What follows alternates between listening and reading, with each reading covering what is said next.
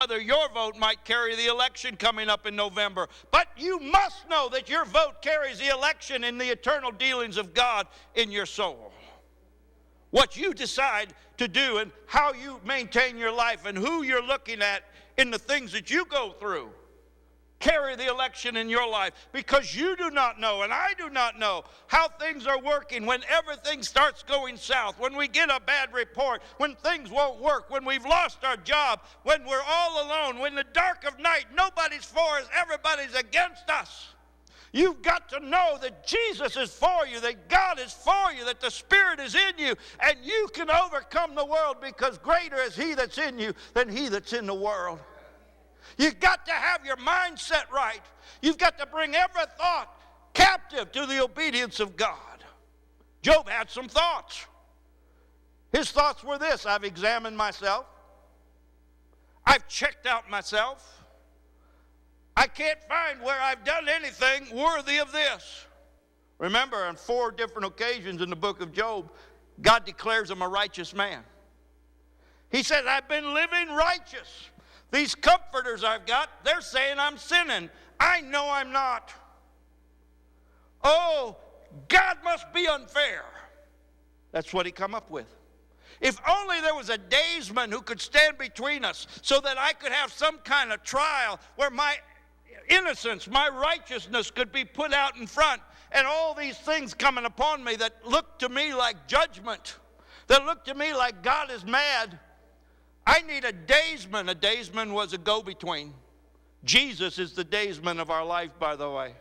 Aren't you glad you have one? When you stand before God and he says, well, you messed up here and you messed up there and you messed up here, and your conscience says, yes, I remember doing all that. There's one who says, but Father, they trusted in me, that when I went to the cross, I went for them.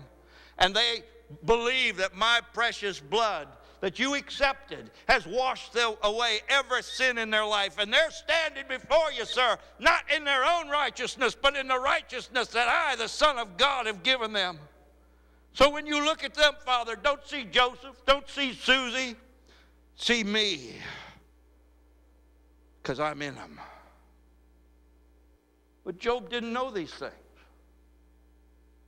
He just thought he was in an unfair situation. He'd lost his family. He'd lost his possessions. He'd lost his health. And he said, if I can't contend with God over this deal, for how can one contend against God? I know I'm right and he's wrong. And if that's the way it is, then it'd be better for me never to have been born.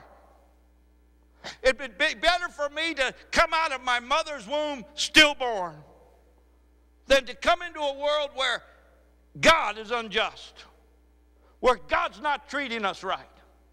I believe that God is unfair, he's saying. I believe that God's not talking to me about it because I've asked him, show me where I've messed up, and he's not saying a word. And I'm looking at my situation and I can't see God anywhere.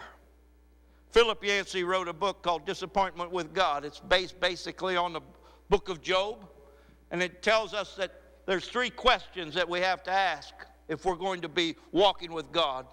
Is God unfair? Is he hidden? Is he silent? The first question, is God unfair? Absolutely not.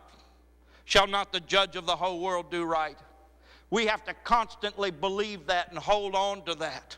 That's called faith.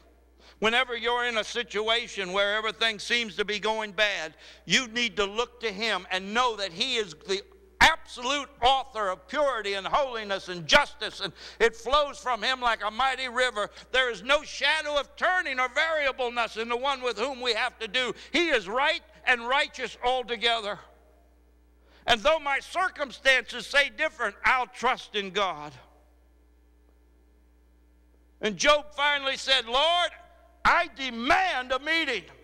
I demand that you show me what's going on. I demand that you explain to me what's going on, because in my mind, you're wrong and I'm right. And in the 38th chapter of the book of Job, God shows up. And he says, all right, you asked for a meeting, here it is. And he never answered any one of Job's questions. He did not explain to him why his family had been taken. He did not explain to him why his possessions were gone. He did not explain to him why the hedge was broken up and his health was gone. He did not even explain to him what you and I already know, that there was a wager in heaven, that Satan said that Job would curse God to his face, and God was trusting in Job's integrity and that he'd walk by faith, even though he was going through the valley of the shadow of death. Didn't explain any of it.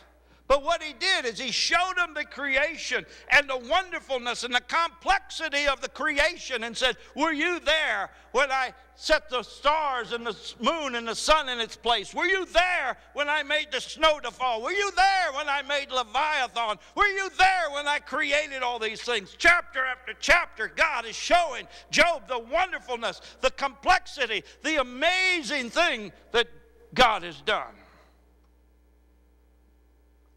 And Job's answer has got nothing to do at all with his circumstances.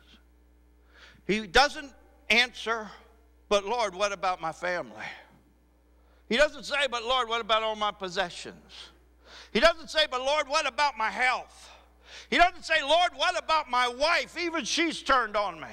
He doesn't say, Lord, wasn't I righteous? He says, I've heard of you by the hearing of the ear, but now I see you for myself.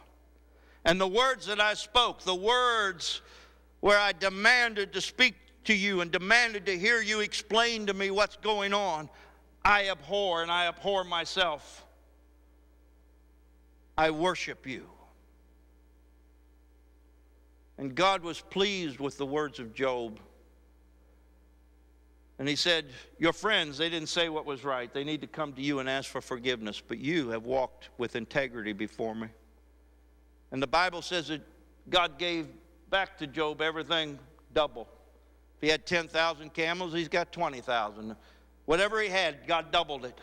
Except for one thing. Job had 7 sons and 3 daughters. Job and Mrs. Job got back on the same page. And Job had 7 sons and 3 daughters. Well, wait a minute, I thought he was doubling everything. No, because Job's eyes are now upon God. And he realizes he didn't lose those sons, for he's the one that says, I know that in the last days I will see my Redeemer, and in my flesh I shall see God. I know that my Redeemer liveth. He believed in the hereafter. He believed in the resurrection. And those 7 sons are waiting around the throne for him. Those 3 daughters were waiting around the throne for him. So that the old song, will the circle be unbroken? Absolutely not. If we hold on to the hand of the one who led us into the valley of the shadow of death in the first place, who will lead us on out. And we can say as David did, surely goodness and mercy shall follow me all the days of my life, and I will dwell in the house of the Lord forever. Let's go to the book of James. Therefore, you and I need to look at the adversities and the trials and the persecutions that we go through, all the problems that we go through with a different set of eyes. Wouldn't you have acted different if you were that grade school student that I was talking about? If you realize now how good it was that you had it back home. Oh, we'd go down. We want to go to James, the 1st chapter. We'd go running down to the lake. We'd go running to the creek. We wouldn't sit around and say, Mom, I'm bored. I don't have anything to do. We would so enjoy our time of youth. Can I hear an amen? There's an old saying from my hippy-dippy days, if you don't mind, it don't matter. Mind over matter. You've got to get your mind settled on Christ. For in the world you shall have tribulation. You're going to have it. Are you going to blame God? You've got 3 responses. You can blame God, you can ignore God, or you can trust in God. You and I need to trust in God when we go through things. All of us are going through them. You're going through them right now, some of you. Some of you are just coming out of it. Some of you are just waiting like a skier at the top of the slope. It's about ready to go. The roller coaster, click, click, click, click, click, click, click. It's going to the top, and hold on, honey, it's going to be a rough ride. But yea, though I walk through the valley of the shadow of death, I'll fear no evil. Fear is the opposite of faith. You have to hold on to faith. Faith cometh by hearing, and hearing by the word of God. You've got to immerse yourself into the knowledge of God. And what God says, you've got to know. Can you say amen? James writes, my brethren, count it all joy when you fall into various trials, persecutions, stresses. The Amplified says, problems. We're to count it all joy. Many people just read that and go, that don't make any sense. Must be a mistranslation. Absolutely not. Absolutely not. It means what it says. That you and I need to look at these things. How would Job have looked at his trials if he had been privy to the knowledge that you and I have from reading chapter 1 and chapter 2? If he'd have known that Satan and God Almighty were talking about him, and that Satan was coming on down and was going to try to tear up his playhouse, how would Job's response have been? I believe he'd have done it a little bit different, don't you? I believe instead of just sitting down and throwing ashes on his head, I believe he'd have been doing a little spiritual warfare. Romans 16 says, the God of all peace shall cause us to be overcomers, and we shall bruise Satan under our feet shortly. I believe he'd have been doing a little devil stomping. I believe he'd have wrote Satan's name right there so he couldn't miss him. My brethren, count it all joy when you fall into various trials. Go on. Knowing that the testing of your faith produces patience. Faith is the key. Faith is the answer. Faith is the victory. You've got to let it work in you no matter what you're going through, good times or bad times, and let it produce patience. Patience is a wonderful New Testament word. It's the word hupomeno in the Greek. It means to be able to stand under a weight and yet stand. The weight doesn't knock you out. It doesn't knock you down. You're standing, and having done all things, you're going to continue to stand doing the warfare against the enemy of your heart and the enemy of our God, Satan. Go on. But let patience have its perfect work, that you may be perfect and complete, lacking nothing. You and I haven't got where we need to be yet.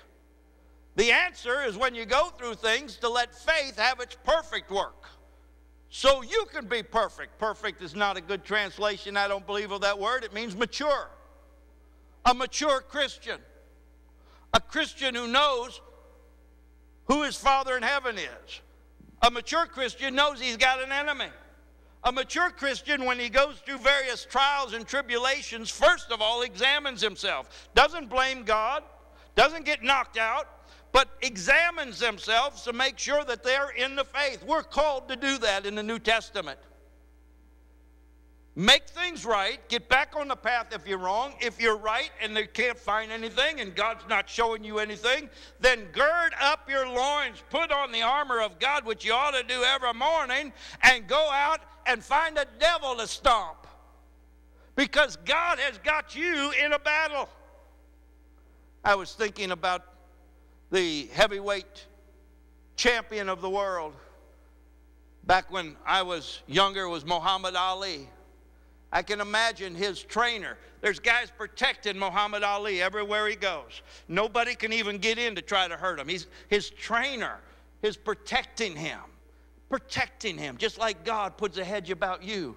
And then his trainer makes the deal that Muhammad Ali is wanting to be able to be the champion. He's got to fight the guy who's got the belt. And he goes in, and there's his entourage all around him, protecting him from all the things that might try to hurt him. Gets him up into the corner, and the trainer pats him on the back and says, all right, this is what you've been training for. Go get him. Go get him? Yeah, get out there and fight. Fight? You've been protecting me. Why am I fighting? Because you have been trained and brought to this place for this moment, for this time, for this opportunity. May I tell you that when you find yourself in a fight and you've examined yourself and everything's okay between you and God, and yet things are going bad, that's the time to gird up. That's the time to go out and do spiritual warfare. Can you say amen? Part of our spiritual warfare is the testimony of our mouth, our worship. We were doing spiritual